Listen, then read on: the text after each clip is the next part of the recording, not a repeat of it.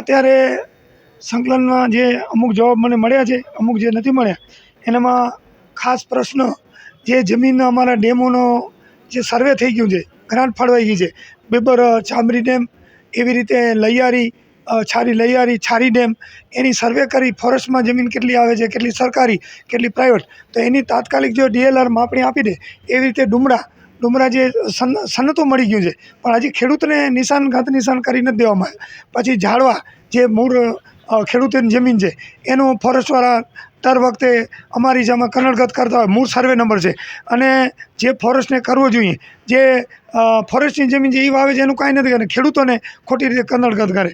એ મારો પ્રશ્ન છે. એના સિવાય જે ડેમોના તળાવોના જે કામ ચાલુ છે, એ સારી ક્વોલિટીથી કામ થાય અને જલ્દી શરૂ થાય. હવે શિયાળુ પાક પૂરું થવા આવ્યું, પણ અમુક કેનાલો હજી સફાઈ નથી. એ પ્રશ્ન તો એના સિવાય અત્યારે ઘેટા બકરામાં બહુ બીમારી છે, તો એના કારણે ઘેટા બકરાની જે લાલ દવા આવતી એ અત્યારે બંધ કરીને બીજી દવા સફેદ આવે છે, તો ખરેખર એ અસર નથી કરતી. તો લાલ દવા જ જોઈએ, નકર બકરી જાય છે, ઘેટા બકરા મરી જાય છે. એ પ્રશ્ન તો એના સિવાય અત્યારે પાછી ભેંસોમાં બીમારી ચાલુ થઈ છે. જે ભેંસનો પાછળનો ભાગ પકડાઈ જાય, 2 દિવસ ઊભી હોય, ત્રીજે દી પડે ને મરી જાય, તો એના કારણે ભેંસોમાં ખૂબ જ ગળગૂંસાની એની રસીનું ઇન્જેક્શન દેવા જોઈએ, એ લેટ થયા છે, એના કારણે એ નુકસાન થઈ રહ્યું છે.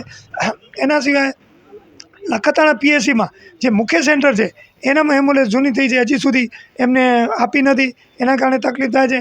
એના અનેક 30 પ્રશ્ન જેવા મારા નાના મોટા હતા, એ હું આપને આ બધા કોપી આપી દઉં છું. એટલે આ બધા પ્રશ્નો હતા મારા.